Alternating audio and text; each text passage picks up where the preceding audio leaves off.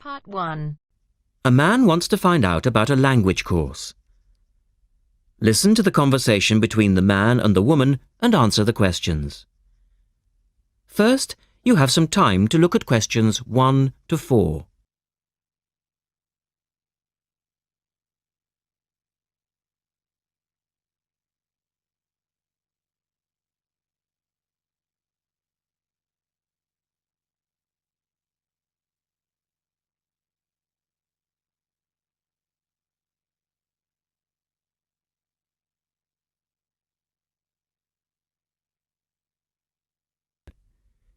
You should answer the questions as you listen because you will not hear the recording a second time. Listen carefully and answer questions 1 to 4.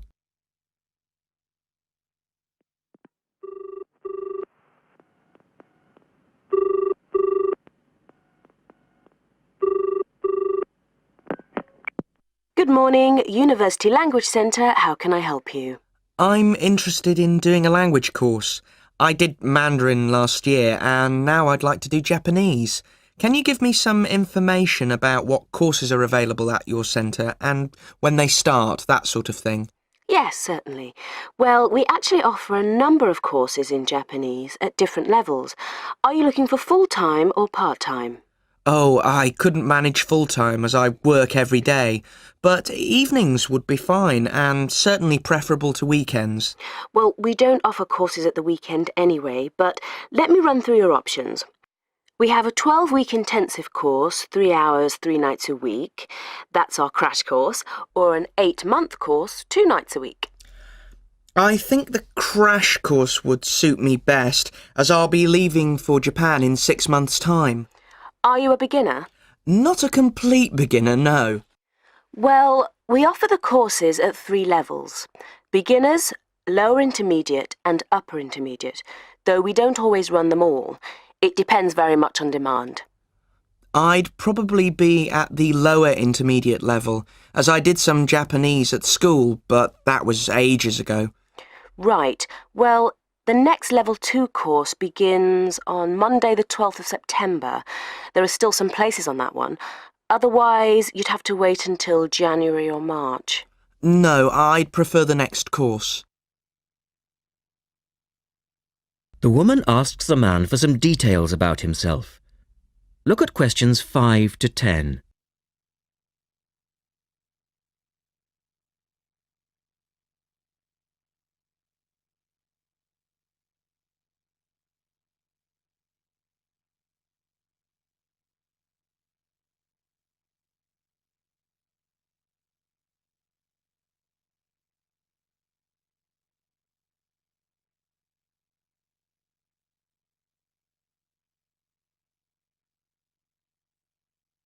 Now listen to their conversation and complete the form.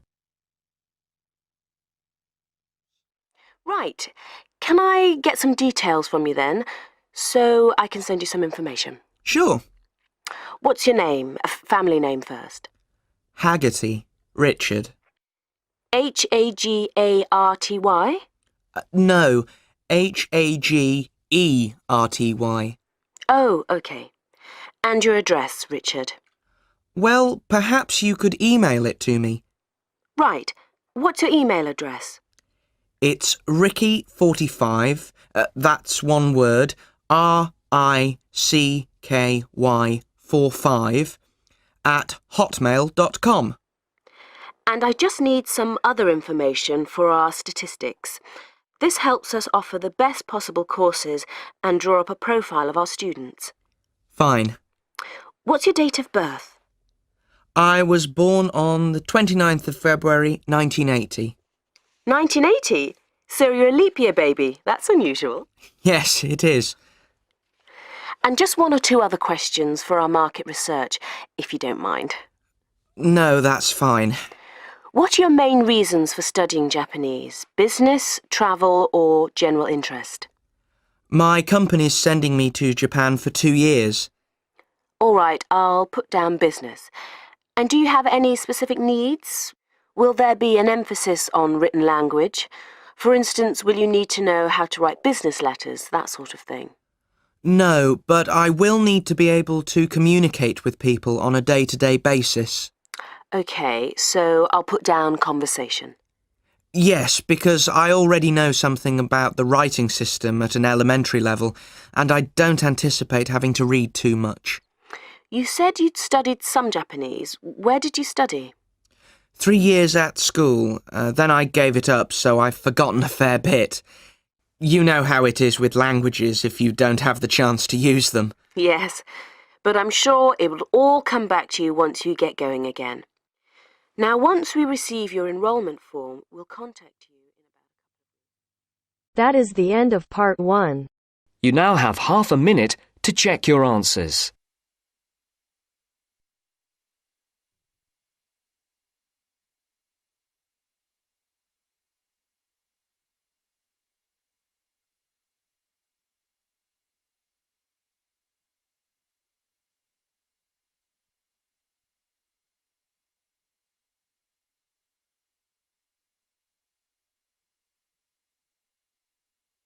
Now turns to part 2. Part 2. You will hear a reporter talking on the radio about an artist's exhibition. Look at questions 11 to 18.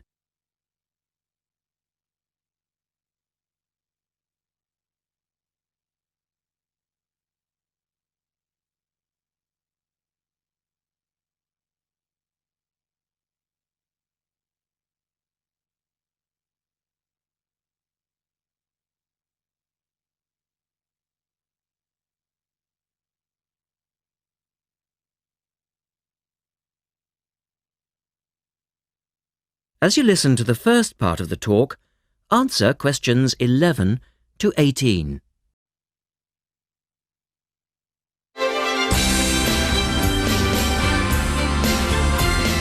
And now for some information on local events and activities. A couple of announcements for art lovers and budding artists alike. First, a new collection of artwork is going on show to the public next month in the form of an artist's exhibition.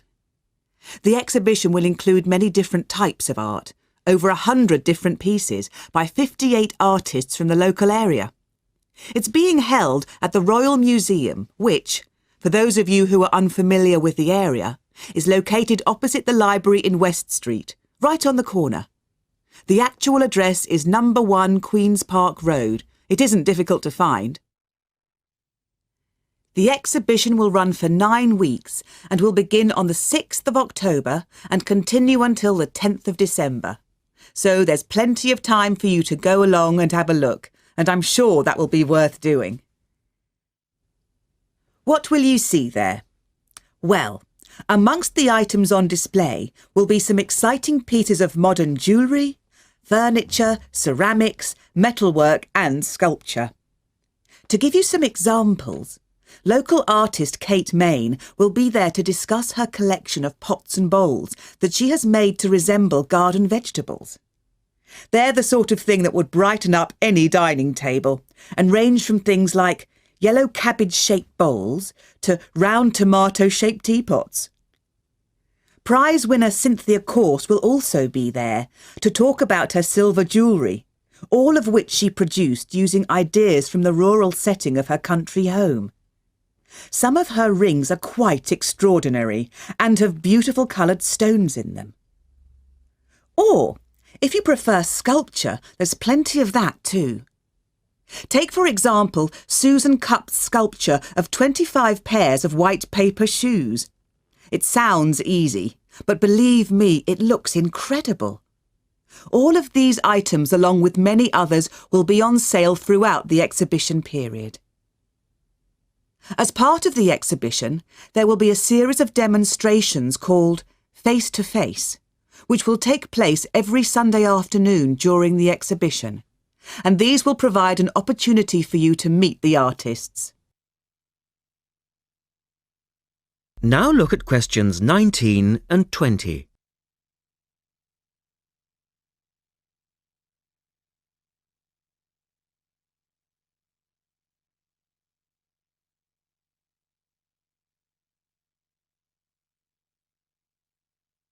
As the talk continues, answer questions 19 and 20. The second set of activities are for those who would prefer to indulge in some artwork themselves. The Artists' Conservatory are holding a series of courses over the autumn period. The courses cover all media and include subjects such as Chinese brush painting, pencil drawing and silk painting. All the tutors are experienced artists. Course sizes are kept to a minimum of 15, and there will be plenty of individual assistance. All the sessions offer excellent value for money and the opportunity to relax in a delightful rural setting. Fees are very reasonable and include the use of an excellent studio and access to the art shop, which you will find sells everything from paper to CDs. And they also include the provision of all materials. For more information on dates, cost and availability, you should get in touch with the programme coordinator on 4592 839 584 or go direct to the website, which you will find is... That is the end of part 2. You now have half a minute to check your answers.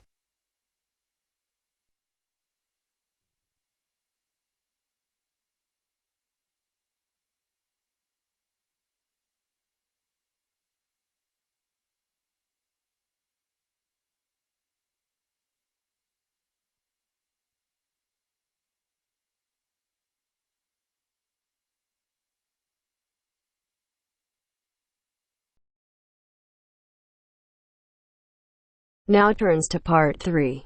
Part 3. You are going to hear a conversation between Anne and Marcia. In the first part of this conversation, they are talking about the commands of training dogs. First, look at questions 21 to 25. Note the examples which have been done for you.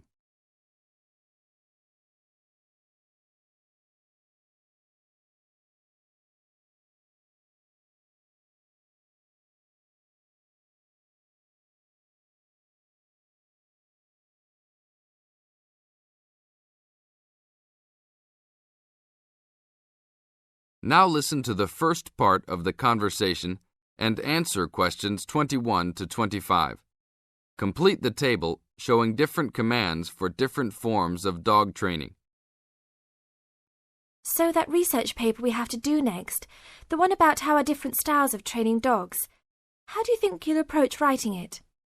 You know, I've been thinking about it. I feel that the best way to write it is to divide the paper into 2 main parts. In the first part, we'd be analysing some examples of each style of training dogs.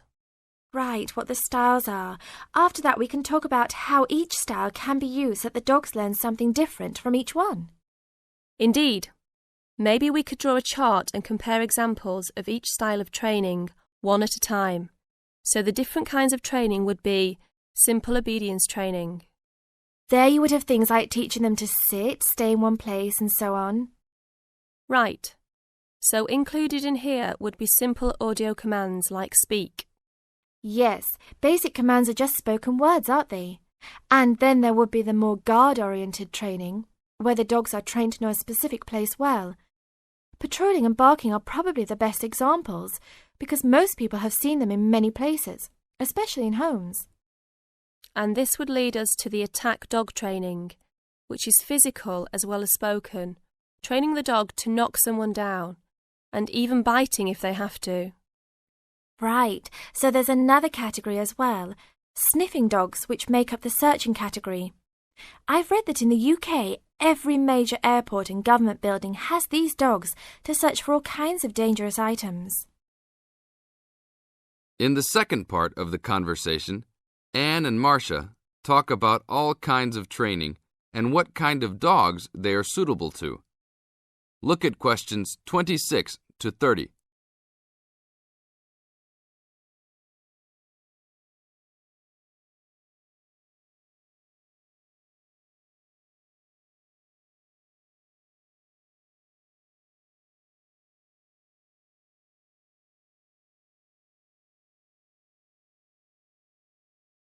As you listen to the conversation, match A, B, C with the following forms of dog training. One has been done as an example for you.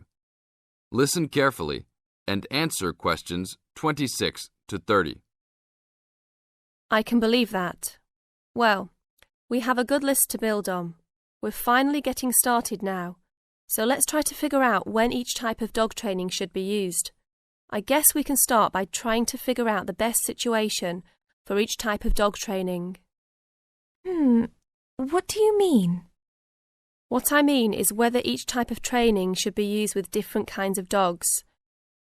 We could use basic obedience training, for example, and ask whether it's more useful for a small dog, a medium-sized dog, and so on. In this case, I'd say obedience training is best with small dogs, because they tend to get excited easily, and this will help keep them out of trouble. OK, that makes sense. Then let's look at physical training. Even though some people think it's ideal for every breed of dog, I think it's better suited to the larger kinds. Small dogs usually just aren't smart enough to understand the physical commands, and they can even get hurt from them. The specialised sniffing training is the same. I think they're better with the more intelligent breeds of dogs, and they're hardly ever useful with really small dogs. Attack training, however, can be useful for every kind of large dog, as long as the dog is treated well and given a lot of care and attention. All right, and what about guard training? Barking is an ideal way for small dogs to guard a home. I know they aren't big enough to stop a person, but making some noise is often all a dog needs to do. Other kinds of guard training like biting, though, are different. I'd always plan to teach those to a smart dog, give them a chance to use their brains and defend their homes. I'd have to agree. Trainers often just teach large dogs to bark at a person when they think something isn't right. But if they know how to use physical skills in a bad situation, they could save their owner's life someday. Yes, I suppose that different people would have different needs for their pets. Right, and different trainers would recommend different methods for different breeds. That is the end of part 3. You now have half a minute to check your answers.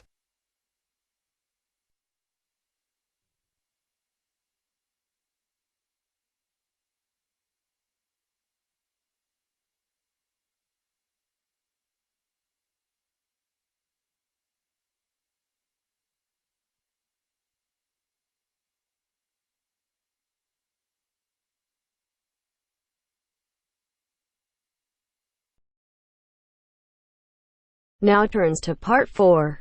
Part 4. You will hear a talk from a member of the Conservation Society talking about green cleaning. First, you have some time to look at questions 31 to 34.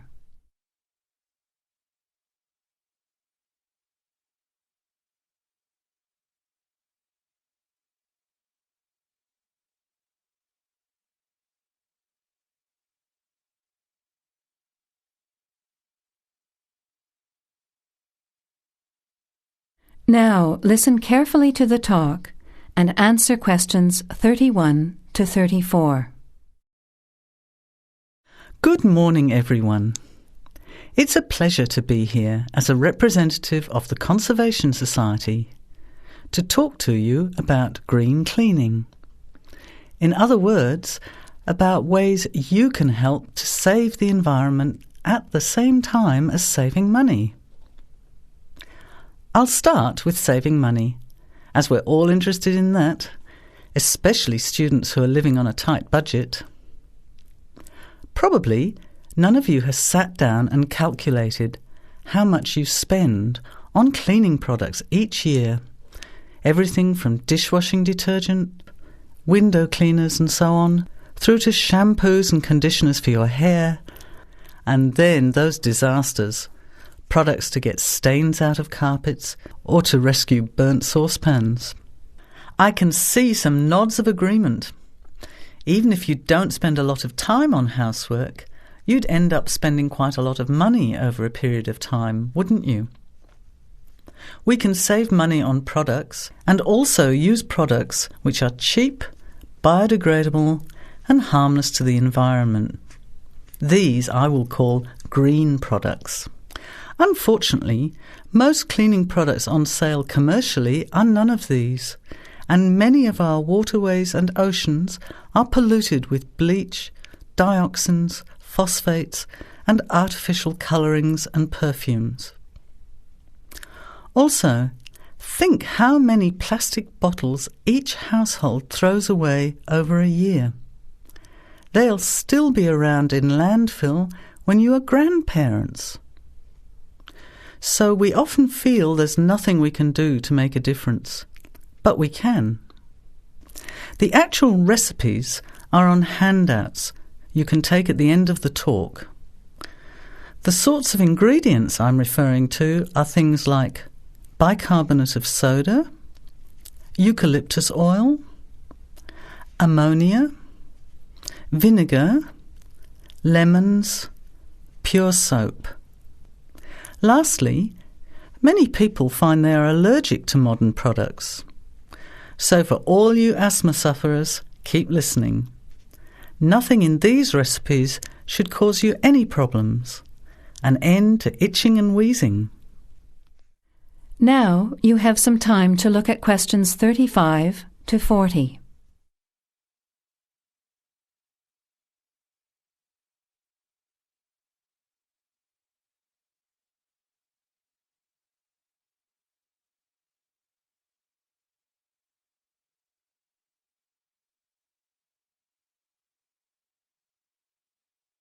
Now listen and answer questions 35 to 40. So, let's start with spills and stains. Soda water is wonderful as an immediate stain remover. Mop up the excess spill. Don't rub, but apply soda water immediately. It's great for tea, coffee, wine, beer and milk. As is salt or bicarbonate of soda, which will absorb the stain. Then vacuum when dry and shampoo if necessary. While we're talking about disasters, let's quickly look at some others that can be avoided. Bicarbonate of soda is wonderful for removing smells, especially in the fridge. An open box in the fridge will eliminate smells for up to 3 months. And those terrible burnt saucepans, either sprinkle with our good friend bicarb again and leave it to stand, or cover with vinegar and a layer of cooking salt. Bring it to the boil and simmer for 10 minutes, then wash when cool. Much cheaper than a new saucepan. Then there are heat rings on wooden furniture. Simply rub with a mixture of salt and olive oil, or for scratched furniture, use olive oil and vinegar. Now, let's look at general cleaning. First, the floors. If your floor covering is made of slate, cork or ceramic tiles or lino, it probably only needs a mop or a scrub with vinegar in a bucket of water. Carpets can be shampooed using a combination of pure soap, washing soda, cloudy ammonia and some boiling water. You put a small amount of this mixture onto the mark on the carpet, rub with a cloth until it lathers, and then wipe off the excess. A smelly carpet can be deodorized by sprinkling bicarbonate of soda on the surface, leaving overnight, and vacuuming off the next day. Cleaning in the kitchen, bathroom and toilet is the next section. That is the end of part 4. You now have half a minute to check your answers.